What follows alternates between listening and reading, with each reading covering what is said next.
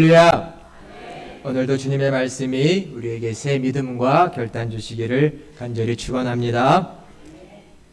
오늘은 성결을 향한 지혜라는 제목으로 말씀을 나누려고 합니다. 지난 시간에 이어 두 번째 잠언의 말씀을 나눕니다. 성결, 거룩한 삶을 위한 지혜가 우리 성도들에게는 필요합니다. 옛날에 한 부자가 길거리를 가다가 그만 돈이 많이 들어있는 돈주머니를 잃어버렸습니다. 어디서 잃어버린지를 모르겠습니다. 찾아도 보이지 않습니다. 마음이 낙담하다가 현상금이라도 걸고 사례금이라도 걸고 찾아봐야겠다라고 하고 돈주머니를 가져오는 사람에게는 100냥을 살해하겠다고 광고를 붙였습니다. 어느 날 한 소년이 이 부자의 돈주머니를 찾아가지고 가지고 온 것입니다. 얼마나 좋을까요? 이 돈주머니를 받아보고 들어가서 돈주머니를 세보다가 갑자기 이 부자가 나쁜 생각이 들었습니다. 100냥을 주기가 아까운 겁니다. 또 어린 소년이니 내 마음대로 할 수 있지 않을까 이런 생각을 한 것 같습니다.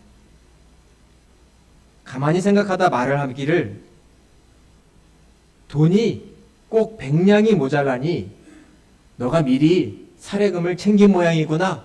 고맙다. 어서 돌아가거라. 이렇게 말을 했습니다.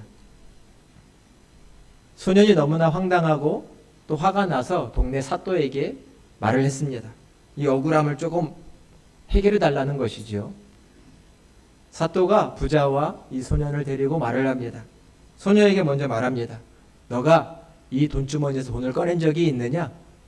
저는 발견만 하고 그냥 가져왔을 뿐입니다. 하나도 꺼낸 게 없습니다. 부자에게 말합니다. 처음 잃어버린 돈주머니에 얼마가 들어있었습니까? 500냥이 들어있었습니다. 받았을 때는 얼마가 들었었습니까? 딱 400냥이 들어있었습니다. 그래서 사또가 말합니다. 그러면 이 돈주머니는 부자 당신 게 아닌 것 같습니다. 400냥짜리 돈주머니를 잃어버린 사람 거지 당신 건 아닌 것 같습니다. 다시 찾을 때까지 기다리십시오. 이 400냥 돈주머니는 주인이 나타날 때까지 내가 보관하고 있다가 안 나타나면 어려운 사람들에게 나눠주겠습니다. 이랬다고 합니다. 소탐대실이라는 말이 있지요. 작은 것을 탐하다가 큰 것을 잃어버리는 사람들이 있습니다. 어쩌면 우리의 삶에서 한두 번쯤은 경험했을 수도 있습니다. 작은 것 욕심내다가 큰 것을 잃어버렸습니다.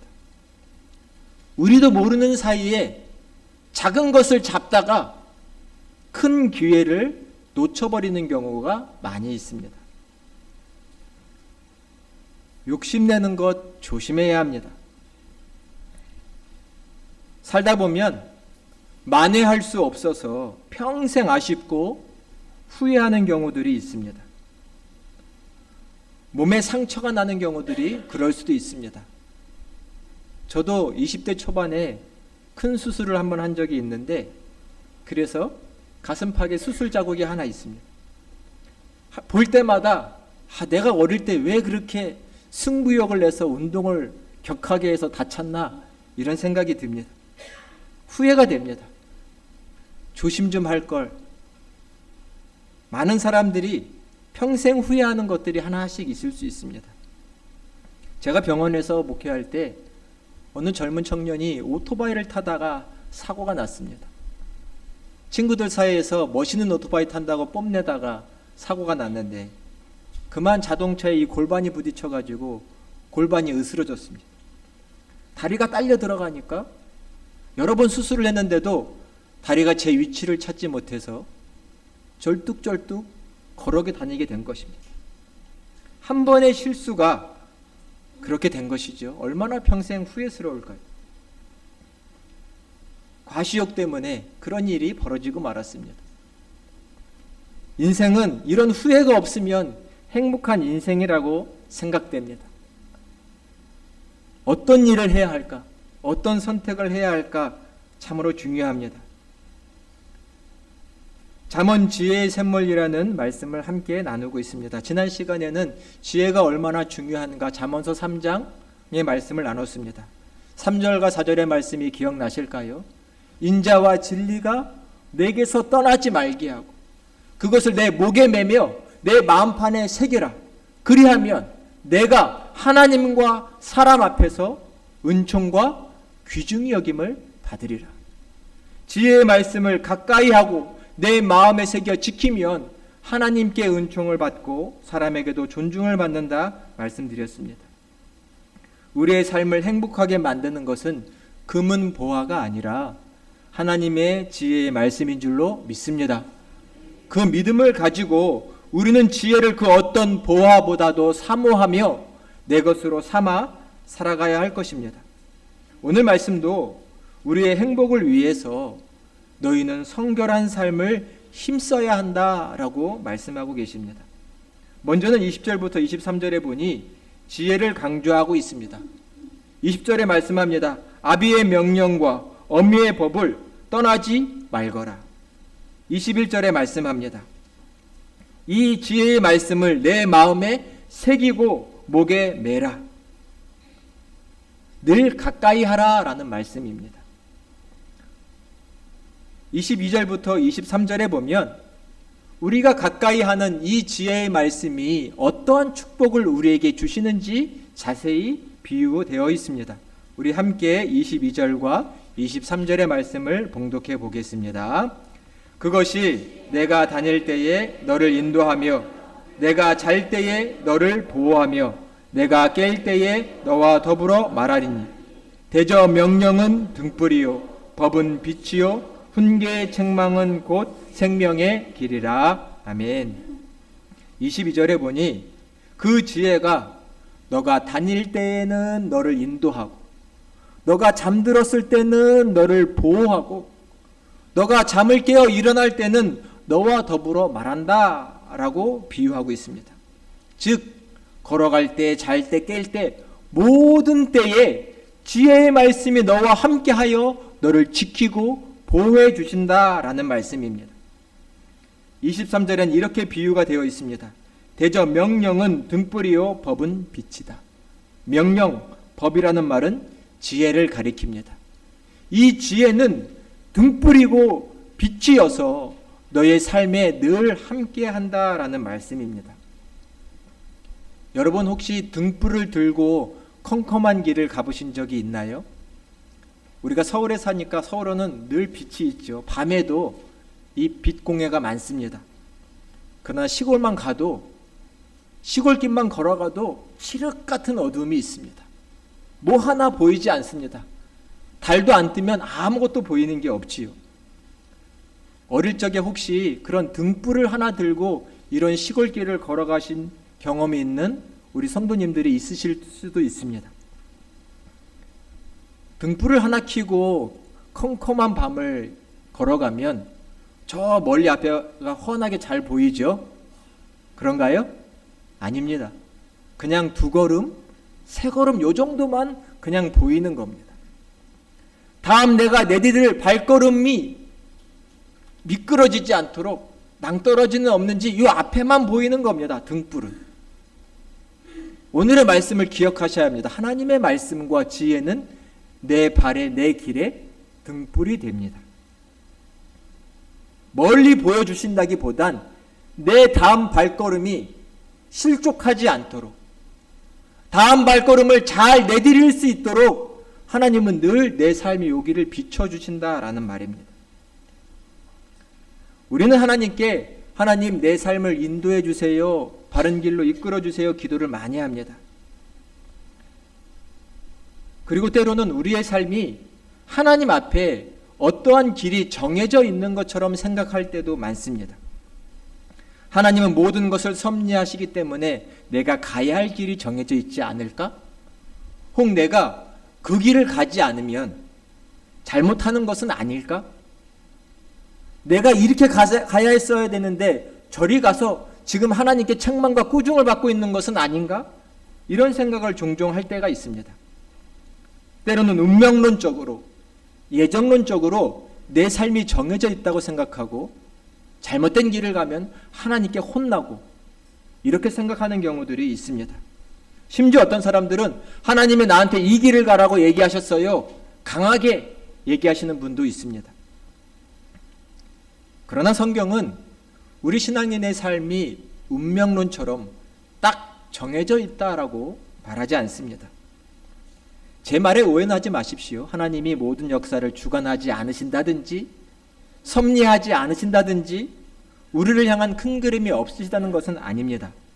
하지만 우리의 일상생활과 때로는 많은 선택과 갈림길에 있어서 우리는 그것을 우리가 선택해야 한다는 것입니다. 그러면 하나님은 우리를 어떻게 인도하시나요? 무엇이 바른 길인지 아닌지 생명길인지 사망의 길인지를 분별할 수 있는 지혜를 주신다라는 말씀입니다. 그것을 지혜의 등불이 우리 앞에 켜 있다라는 것입니다. 등불이 있으면 지금 내가 어떤 선택을 해야 할지는 알 수 있는 것입니다. 미끄러운 길인지 움푹 파인 길인지 탄탄한 길인지는 등불이 켜 있으면 볼 수 있는 것처럼 우리에게 하나님의 지혜가 있으면 바른 길인지 아닌 길인지 가야 할 길인지 가지 말아야 할 길인지는 분별하고 선택할 수 있다는 것이죠. 하나님께서는 우리에게 이러한 지혜를 충만히 내리사 우리가 생명의 길, 옳은 길, 선한 길을 선택할 수 있도록 도와주시는 분이신 줄로 믿습니다. 그래서 지혜가 필요합니다. 지혜가 필요한 것입니다. 하나님은 왼쪽으로 가거라, 지금은 오른쪽으로 틀거라 이렇게 말씀하시는 분이 아니시라 우리에게 지혜를 더하사 마땅히 가야 할 길을 갈 수 있도록 도와주시는 분이십니다. 그래서 인생엔 등불이 지혜와 빛이 필요한 것입니다. 하나님이 정해놓으신 길이 있다면 그것은 생명길입니다. 어떤 선택을 하든 생명의 길을 선택하는 것, 나도 살고 우리도 사는 길, 그것을 선택하는 것이 하나님이 정해놓으신 길이라고 할 수 있습니다. 생명의 길을 선택하는 것은 우리의 지혜와 우리의 의지에 달려있는 것이죠. 이렇게 지혜로운 길을 가는 것에 대한 구체적인 예가 24절부터 한 가지 나와 있습니다. 우리 24절부터 26절의 말씀도 같이 봉독해 보겠습니다. 이것이 너를 지켜 악한 여인에게 이방 여인의 호리는 말에 빠지지 않게 하리라. 내 마음에 그의 아름다움을 탐하지 말라. 그 눈꺼풀에 홀리지 말라. 음료로 말미암아 사람이 한 조각 떡만 남게 됨이며 음란한 여인은 귀한 생명을 사냥함이니라. 아멘. 남자를 가리켜 음란한 여인, 악한 여인, 이방 여인을 조심하라 라고 경고하고 있습니다. 악한 여인을 조심해라. 그 호리는 말에 빠지지 않게 조심하라. 너의 마음에 그 아름다움을 탐하거나 욕심하지 말아라. 그 눈꺼풀에 홀리지도 말아라. 음료로 말미암아 사람이 그냥 빵 한 조각 남을 정도의 처지까지 빠지게 될지 모른다. 음료는, 음란한 여인은 너의 생명을 사냥하는 자다. 그러니 조심하고 또 조심하라 라고 경고의 말씀을 주고 계십니다. 성경은 남성에게 경고한 것이기 때문에 남성에게만 한 얘기는 아닙니다. 오늘 여성에게도 이렇게 말할 수 있다고 제가 의역을 한번 해보겠습니다. 지혜가 너를 지켜 나쁜 남자에게, 말 잘하는 남자에게 속지 않게 하리라. 그 남자가 잘생겼다고 탐하지 말고 그 부드러운 미소에 넘어가지 말아라. 음탕한 남자로 말미암아 그동안 모았던 모든 것을 빼앗기고 삶이 망가지게 되리라. 여성들은 이렇게 교훈을 받으셔도 좋을 것 같습니다. 나쁜 여자, 나쁜 남자 있습니다. 악한 사람들이 있습니다. 얼굴이 잘생겼다고, 이쁘다고, 말을 부드럽게 듣기 좋게 한다고, 그 얼굴과 그 말에 그 눈빛에 넘어가지 말라는 말씀입니다. 젊은이들이 그런 말 씁니다. 얼굴이 착해. 들어보셨어요? 얼굴이 착하다는 말이 뭘까요? 착하게 생겼다는 말일까요? 아닙니다. 요즘 젊은이들은 잘생긴 남자, 이쁜 여자를 가리켜서 얼굴이 착하다고 말합니다. 외모 지상을 말하는 것이죠. 얼굴이 이쁘고 잘생기면 다 되다, 이런 얘기입니다. 그럼 오늘 잠언은 뭐라고 말하나요? 이방 여인의 호리는 말, 그 이쁜 얼굴에 넘어가지 말아라. 신앙이 없는 남자들의 멋있는 모습과 그 부드러운 말에 넘어가지 말아라 라고 말씀합니다. 장미에 가시가 있다고 말하죠. 잘생긴 것, 이쁜 것은 늘 가시가 있습니다. 사람들도 어려서부터 잘생기고 이쁜 사람들은 늘 주변으로부터 칭찬을 받아 크고 사람들이 잘 대해줍니다. 가까이 하고 싶어서. 그래서 그 마음이 조금 도도하고 삐뚤어진 부분들도 있고 잘난 척하는 분도 있죠. 이쁘고 잘생긴 사람들이 나한테 잘해주고 내 가까이 하면 그 속을 한번 살펴볼 필요가 있습니다. 뭔가 나한테 바라는 것이 있나 라는 것이죠. 오늘 본문에 보면 26절에 음녀와 음란한 여인이라고 되어 있습니다. 원문의 뜻을 보면 음녀라고 번역한 것은 매춘부를 가리키고 음란한 여인이라고 번역하는 것은 남편이 있는 여인을 가리킵니다. 즉 음행하는 것, 매춘부와 음행하는 것, 또 남편이 있는 여인과 간음하고 간통하는 것, 그러한 삶에 빠지면 너는 떡 한 조각 남는 인간이 될 수밖에 없다라는 경고를 우리에게 주고 계십니다. 그 음란한 여인, 그 음행이 너로 하여금 그동안 모았던 모든 재산을 탕진하게 만들고 부모로부터 물려받은 그 재산도 다 잃어버리게 만들어 내 생명을 빼앗을 것이다 라는 것입니다. 저 이방 여인이, 저 신앙 없는 자들이 그렇게 우리를 유혹하여 속이고 넘어뜨리고 우리를 사냥하는 것처럼 할 것이라는 말씀입니다. 그때 가서 모든 것을 다 빼앗기고 나서 후회한들 무슨 소용이 있겠느냐라는 말씀입니다. 세상에 간음과 간통과 음란한 행위가 너무 많습니다. 우리는 교회 공동체 안에 있으면서 선한 삶을 살려고 힘쓰다 보니 그런 유혹과 미혹이 적을 수 있지만 세상 얘기를 한번 들어보시면 한 다리만 건너가면 간음이고 한 다리만 넘어가면 간통입니다. 음란한 짓거리가 너무나 많습니다. 심지어는 그런 것을 하고도 양심의 가책을 받지 않는 사람도 많습니다. 도처에 이러한 일이 많습니다.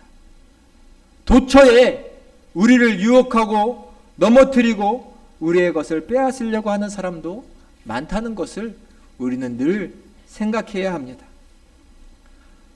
하나님은 성결한 삶을 힘쓰라고 말하고 있습니다. 내 주변에 있을 수 있는 온갖 유혹들, 잘못된 행동들, 거기서 너는 분별하여 그 길을 가지 않도록 하라고 말씀합니다. 인생을 살다 보면 한 걸음이 중요하다는 것을 경험합니다. 어느 길로 한 걸음을 가면 바로 돌이키는 경우는 없지요. 한 걸음 가면 두 걸음 가고 세 걸음 가고 그 길을 쭉 가는 경우가 대부분입니다. 마치 미끄럼틀을 타기 시작하면 쭉 내려가지 미끄럼틀 타다가 멈춰서 돌아키는 법은 없습니다. 우리가 지혜가 부족해서 잘못된 길을 한 걸음 선택하면 아이고 잘못했구나 라고 바로 돌이키기보단 두 걸음 가고 세 걸음 가고 쭉 가다가 인생 망하는 경우가 많은 것입니다. 말씀해 보니 한 조각 떡만 남기고 다 빼앗깁니다. 사냥당하는 짐승이 곧 죽음에 이르는 것처럼 내 생명이 사망에 이르는 처지에 놓일지 모른다는 말씀입니다. 그러니 음행과 간음을 조심하라 라고 말씀하고 있습니다. 참으로 그렇습니다. 세상은 참으로 이 마지막 때를 달려갈수록 음란과 음행과 간음이 참 많다고 생각이 됩니다.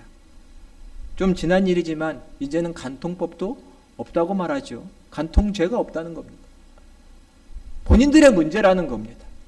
이것은 하나님 없는 사람들의 이야기죠. 오늘 말씀해 보면 간통의 죄를 지어 다른 사람의 가정을 빼앗긴 사람, 파괴한 사람의 죄를 크게 묻고 있습니다. 말씀해 보니 돈으로 해결이 안 됩니다. 그 남편이 시기하고 분노하는 날에 너는 너의 생명을 빼앗기게 된다라고 말씀하고 있습니다. 그것 27절과 28절에 보니 불을 품고서야 어찌 옷이 타지 않겠으며 숯불을 밟고서야 어찌 발을 대지 않겠느냐라고 말씀합니다. 29절에 보니 결코 벌을 면하지 못할 것이다. 차라리 배가 고파서 도둑질한 사람은 그를 불쌍이라고도 여깁니다. 그러나 자기의 아내가 있는데, 자기의 남편이 있는데도 다른 사람의 아내와 다른 사람의 남편을 탐한 자는 능욕과 수치를 면하지 못할 것이다 라고 말하고 있습니다. 다른 가정을 깼습니다. 돌이킬 수가 없습니다. 만회할 수 있는 죄가 아닌 것입니다. 그러한 죄가 한 걸음에서 시작했습니다. 한 걸음에서. 하나를 하다가 둘을 하고 셋을 하고 망하는 것입니다. 그래서 우리에게는 하나님의 지혜가 필요한 줄로 믿습니다. 이 한 걸음을 내디딜 때 지혜가 없어서 잘못된 한 걸음을 내디디면 잘못된 길을 쭉 가버릴 수가 있는 것입니다. 오늘의 선택, 내일의 선택, 이 한 걸음을 내디딜 때 우리에게 하나님의 지혜가 절실합니다. 무엇이 가야 할 길이고 무엇이 가지 말아야 할 길인지를 알아야 하는 것입니다. 우리의 가정이, 내 아내와 내 남편과 내 자녀가 어떤 길을 가야 할지 우리는 그들에게 지혜를 가르치고 우리의 가정에 이 하나님의 지혜가 있게 해야 하는 것입니다. 우리 삼손의 이야기를 잘 알고 있습니다. 삼손 하면 사사기 13장에 하나님께서 이스라엘 백성을 구원하라고 그에게 놀라운 능력을 주셨지요. 삼손의 이야기는 매우 재미있습니다. 그에게 하나님의 능력이 나타나면 동물의 턱뼈 하나 가지고 1000명을 때려 죽일 만한 힘과 능력이 그에게 있었습니다. 블레셋 군인들이 이 삼손 한 명을 벌벌벌 두려워 떨었습니다. 아무리 강한 것으로 그를 묶어놔도 하나님의 신이 임하여 그에게 힘과 권세가 생기면 다 풀어버렸습니다. 아무도 그를 제어할 수 없었습니다. 그러한 삼손이 들릴라라고 하는 이 이방 여인에게, 이 이방 여인의 유혹에 빠져서, 그 유혹에 푹 빠져서 결국은 그의 힘의 근원인 머리털이 싹둑 잘리고 힘을 잃어버리고 속아 끄는 큰 맷돌을 질질 끄는 처지에 놓이게 되었습니다. 그의 두 눈은 뽑혔지요. 처참한 상황에 놓인 것입니다. 하나님이 그에게 주신 그 귀한 직분, 사사라는 직분, 하나님이 그에게 주신 그 귀한 능력과 은사를 다 잃어버리고 처참한 지경에 이른 것이죠. 음란한 여인을 분별할 줄 모르는 그의 어리석음이 그에게 그러한 처지를 낳게 하는 것입니다. 하나님이 이스라엘 백성을 궁휼히 여기사 삼손에게 마지막 기회를 주시지 않았다면 그는 정말 처참한 인생으로 마감했을 것입니다. 인생을 살다 보면 지혜가 부족하여 잘못된 길을 선택하고 내 인생이 망하는 지경에까지 가는 것을 보게 됩니다. 사랑하는 평강교회 모든 성도님들에게는 이러한 일이 없으시기를, 하나님의 지혜가 충만하여 생명의 길만을 걸으시기를 주님의 이름으로 간절히 축원드립니다. 지혜가 너무나 소중합니다. 이 선택을 어떻게 할지, 무엇이 생명의 길인지를 선택하는 지혜를 하나님은 우리에게 주시고, 그래서 생명길을 갈 수 있도록 인도하십니다. 누구를 만나야 할까요? 어떤 사람과 사귀어야 할까요? 지혜가 필요합니다. 누군가 더 깊은 관계를 맺어야 할까요? 그것은 하나님의 지혜에 속하는 일입니다. 지혜롭게 누구를 만남으로 기쁘고 행복한 삶을 살아갈 수 있고, 지혜가 부족하여 잘못된 사람을 만나 분노와 패망의 길을 걸어갈 수도 있는 것입니다. 우리는 누군가를 만날 때 중심에 하나님이 있어야 합니다. 하나님, 내 만남을 이끌어 주십시오. 일터에서의 만남, 사회에서의 만남, 이 모든 만남에 하나님의 지혜가 있어야 합니다. 누군가의 만남은 내게 독이 되기도 하고 내게 사망의 길로 인도하는 길잡이가 되기도 하기 때문입니다. 사람을 잘못 만나 인생을 패망하기도 합니다. 그래서 우리는 지혜가 필요합니다. 오늘의 말씀을 마음에 새겨주시기를 바랍니다. 성결이 필요하다. 우리는 하나님의 자녀로서 거룩한 삶이 필요합니다. 거룩한 삶을 지켜가기 위해서 사람을 잘 만나야 합니다. 사람을 잘 만나기 위해서는 분별력이 필요합니다. 내가 만날 사람인지 안 만나야 할 사람인지, 가까이 해야 할 사람인지 아닌지 분별할 수 있는 지혜가 필요한 줄로 믿습니다. 지혜를 내 마음판에 새기고 내 목에 매라. 주님의 이 말씀을 기억해 주시기를 바랍니다.